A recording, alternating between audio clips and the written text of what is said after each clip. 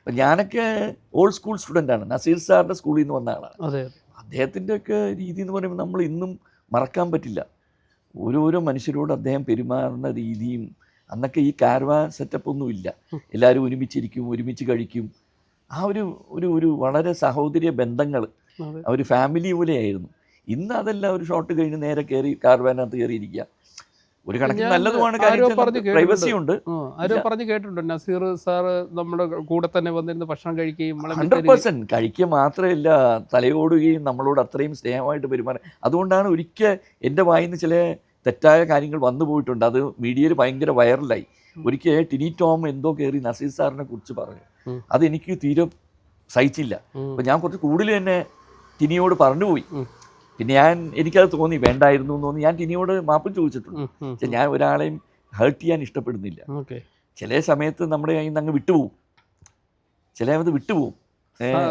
സാഹചര്യം എന്താണെന്ന് അറിയാൻ വയ്യാതെ ആ സമയത്ത് ചില സമയത്ത് നമ്മൾ പാടില്ല എന്നാണ് ഞാൻ പറയുന്നത്. നമ്മുടെ വാക്യങ്ങൾ നമ്മൾ എന്നും സൂക്ഷിക്കുക. ഞാൻ ഇപ്പം പഠിച്ചു വരുന്ന ഏറ്റവും വലിയ കാര്യം ഈ പ്രായം എന്ന് പറഞ്ഞു കഴിഞ്ഞാൽ ഐ എം നിയറിങ് 70 now.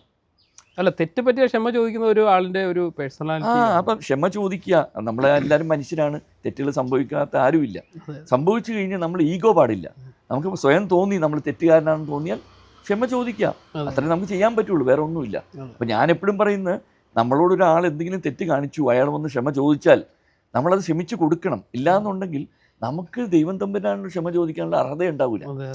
നമ്മളെന്തെങ്കിലും തെറ്റ് ചെയ്തിട്ട് മോളി നോക്കിയിട്ട് ദൈവമേ, ഈശ്വര, അല്ലാ, പടച്ചവനെ, കർത്താവ്, എന്ത് പേര് കൊണ്ട് വിളിച്ചു, ഞാൻ എപ്പോഴും അതൊക്കെ ഒന്ന് തന്നെയാണെന്ന് വിശ്വസിക്കുന്ന ആളാണ്. അത് ചോദിക്കുമ്പോൾ അദ്ദേഹം നമ്മളോട് പുറത്തു തരണമെങ്കിൽ നമ്മുടെ മനസ്സിൽ ഇപ്പുറത്ത് പുറത്തു കൊടുക്കാനുള്ള ഒരു മനസ്സുണ്ടാവണം. അല്ലാണ്ട് ഞാൻ പുറത്തു തരില്ല, പടച്ചവൻ എനിക്ക് പുറത്തു തരണമെന്ന് പറഞ്ഞാൽ no, that is not possible. താങ്കൾ തമിഴ് സിനിമ എത്ര എണ്ണം ചെയ്തിട്ടുണ്ട്? തമിഴ് സിനിമ പറഞ്ഞു വരുമ്പം ഇപ്പം ഏറ്റവും അറിയപ്പെടുന്ന ഒരു പടമാണ് എന്നെ അറിഞ്ഞാൽ. ഞാൻ പിന്നെ കൂടുതലും അവിടെ ഒന്നും പോയി നിന്നിട്ടില്ല. എൻ്റെ ഏറ്റവും ഒരു ചീത്ത സ്വഭാവം എന്താണെന്ന് വെച്ചാൽ, ഞാൻ വിളിച്ച് ചോദിക്കില്ല. എല്ലാവരും ഡയറക്ടേഴ്സ് പറയും നിങ്ങൾ ഇടയ്ക്കൊന്ന് വിളിക്കണം, ചോദിക്കണം. എല്ലാവരും വിളിക്കാറുണ്ട്. എനിക്ക് അതിനൊരു മടിയാണ്, വല്ലാത്ത മടിയാണ് വിളിക്കാനും ചോദിക്കാനും ഒക്കെ. അപ്പോൾ അതൊക്കെ കുറേ കാരണം കൊണ്ട് എൻ്റെ കിട്ടാനുള്ള പല സാഹചര്യങ്ങളും നഷ്ടപ്പെട്ടിട്ടുണ്ട്.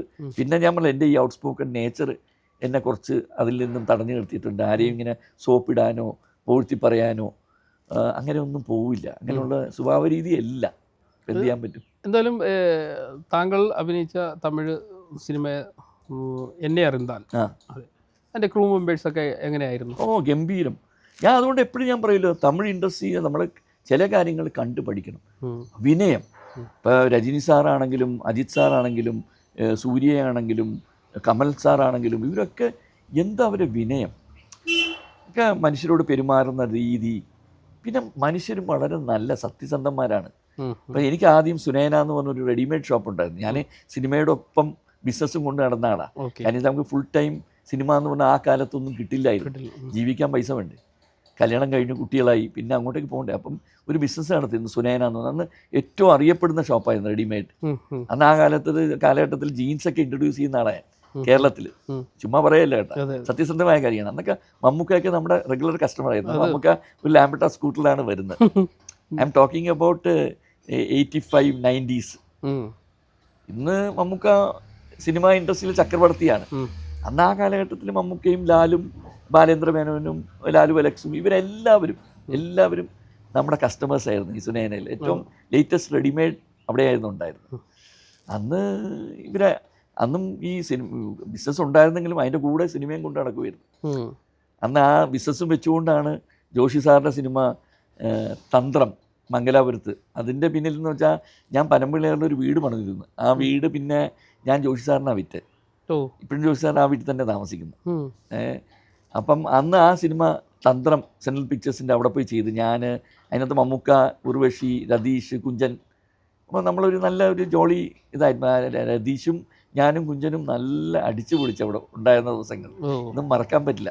അവിടുത്തെ ആ ഒരു ഞാൻ, കുഞ്ചൻ, രതീഷ്, നമ്മളെല്ലാം ഒരു ഹോട്ടലിൽ തന്നെയായിരുന്നു. മമ്മൂക്ക ഉണ്ടായിരുന്നു. കുറേ പേരൊക്കെ പോയി. കുറേ പേര് പോയല്ലോ. മലയാളം ഇൻഡസ്ട്രിയിലെ കണ്ണായ വ്യക്തിത്വങ്ങൾ പോയി. കണ്ണായ വ്യക്തിത്വങ്ങൾ, പ്രഗത്ഭരായ.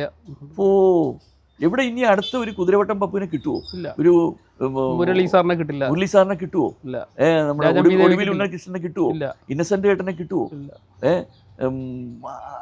എന്താണ് ഇവരൊക്കെ? ഇപ്പൊ അടുത്ത് പോയ സലീം കുമാർ, അയ്യോ, ഒക്കെ എന്ത് ആർട്ടിസ്റ്റാണ് അതൊക്കെ. അതുകൊണ്ടല്ലേ ഈ നമ്മുടെ സത്യൻ അന്തിക്കാട് പറയും, പുള്ളിയുടെ സിനിമയിൽ പുള്ളിയുടെയും പ്രിയദർശൻ്റെയും സിനിമകളിലെ ചേരുവകളായിരുന്നു ഇവർ. അതെ, അവരുടെ മെയിൻ ആൾക്കാരായിരുന്നു. അവരെല്ലാം വിട്ടുപോയി. ഇനി ആ ക്യാരക്ടേഴ്സ് അതുപോലെ ചെയ്യാൻ പറ്റുന്ന instant comedians. Jagathy Sreekumar, another veteran. അതെ, എന്ത് ഇൻസ്റ്റൻറ്റ് ആക്ടിങ് കപ്പാസിറ്റിയും ആ ഡയലോഗ് ഡെലിവറിയും ആ സാഹചര്യത്തിന് ഒത്ത ഡയലോഗ്സ് പറയലും ഒരിക്കലും മറക്കാൻ കഴിയില്ല അങ്ങനെയുള്ള പ്രതിഭകളെ. ഒരിക്കലും ഒരു സീരിയൽ പോലും നമ്മൾ വന്ന് കണ്ടു കഴിഞ്ഞാൽ ഒരിക്കലും മറക്കില്ല. ഞാൻ പറയട്ടെ, മലയാളം ഇൻഡസ്ട്രിയിലുള്ള അത്ര ബെസ്റ്റ് ആർട്ടിസ്റ്റ് സത്യയോടും പറഞ്ഞു വേറെ ഓരോ ഇൻഡസ്ട്രിയിൽ. അതുകൊണ്ട് ഞാൻ മറ്റൊരു മോശം പറയല്ല. തമിഴിലും കമൽ സാറാണെങ്കിലും രജനി സാറാണെങ്കിലും അജിത്താണ്, ഇവരെല്ലാവരും വലിയ വലിയ ആർട്ടിസ്റ്റുകളാണ്, നോ ഡൗട്ട് അബൌട്ട് ഇറ്റ്. പക്ഷെ എന്നാലും മൊത്തത്തിൽ ഇന്ത്യൻ ഫിലിം ഇൻഡസ്ട്രി വളരെയധികം ബഹുമാനിക്കുന്ന, ഈവൻ ഹിന്ദി ഫിലിമിലാണെങ്കിൽ പോലും ഞാൻ അവിടെ പോകുമ്പോൾ പലവരും മീറ്റ് ചെയ്യാറുണ്ട്. ഇപ്പോൾ സൽമാൻ ഖാനായിട്ട് എനിക്ക് വളരെ അടുത്തൊരു ബന്ധം ഉണ്ടാവാൻ സാധ്യത കിട്ടി. അതിന് പിന്നിൽ നമ്മുടെ സിദ്ദിഖാണ്, ഡയറക്ടർ സിദ്ദിഖ്. അദ്ദേഹത്തിൻ്റെ ഹിന്ദി സിനിമ ബോഡി ഗാർഡ് അവിടെ വെച്ച് ഷൂട്ട് ചെയ്യുമ്പോഴേ പൂനെയിൽ നിയർലി 1 മാസം ഞാനവിടെ ഉണ്ടായിരുന്നു. സിദ്ദിഖ് എൻ്റെ ചൈൽഡ്ഹുഡ് ഫ്രണ്ട് ആയതുകൊണ്ട് സിദ്ദിഖ് എന്നെ വിളിപ്പിച്ച് ഞാനവിടെ പോയി കൂടെ നിന്നു. അപ്പോൾ അന്ന് സൽമാൻ ഖാനും ഒക്കെ വളരെ നല്ല ബിഹേവിയർ ഞാൻ ഇപ്പോഴും ഓർത്തിരിക്കുന്നത്. എന്തൊരു കാര്യം, yes sir, no sir, okay sir, fine sir, ഓരോന്നിലും സാർ വിളിക്കും. അപ്പം അവരെല്ലാം ഉണ്ടായിരുന്നു. അവരൊക്കെ മലയാളം ഇൻഡസ്ട്രിയെക്കുറിച്ച് ഭയങ്കര ബഹുമതിയാണ് അവർക്ക്. മലയാളം ആക്ടേഴ്സിനെ കുറിച്ച്, മമ്മൂട്ടിയെക്കുറിച്ച്, മോഹൻലാലിനെ കുറിച്ച്, ദിലീപിനെ കുറിച്ച്, മരിച്ചുപോയ തിലകൻ സാറും മുരളിച്ചേട്ടനും, ഇങ്ങനെ വേണ്ട എല്ലാം സൂപ്പർ ആക്ടേഴ്സാണ്. അതുപോലെ മലയാളത്തിലുള്ള അത്ര നല്ല ആക്ടേഴ്സ്, നല്ല സ്ക്രിപ്റ്റ്സ്, നല്ല സ്റ്റോറി, നല്ല സിനിമകൾ വേറൊരു ലാംഗ്വേജിൽ ഇല്ല, ഡെഫിനറ്റ്ലി ഇല്ല.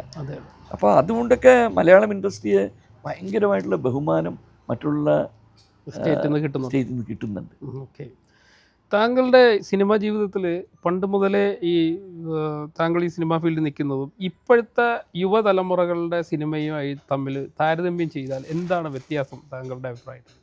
ടെക്നിക്കൽ സൈഡിലായാലും. ടെക്നിക്കൽ സൈഡിൽ വളരെ മാറ്റങ്ങൾ വന്നല്ലോ. ക്യാമറയാണെങ്കിലും ടെക്നിക്കൽ മെറ്റീരിയൽസ് ആണെങ്കിലും എല്ലാം മാറിയല്ലോ. പണ്ട് ഇതില്ല, നമ്മുടെ മോണിറ്റർ ഇല്ല.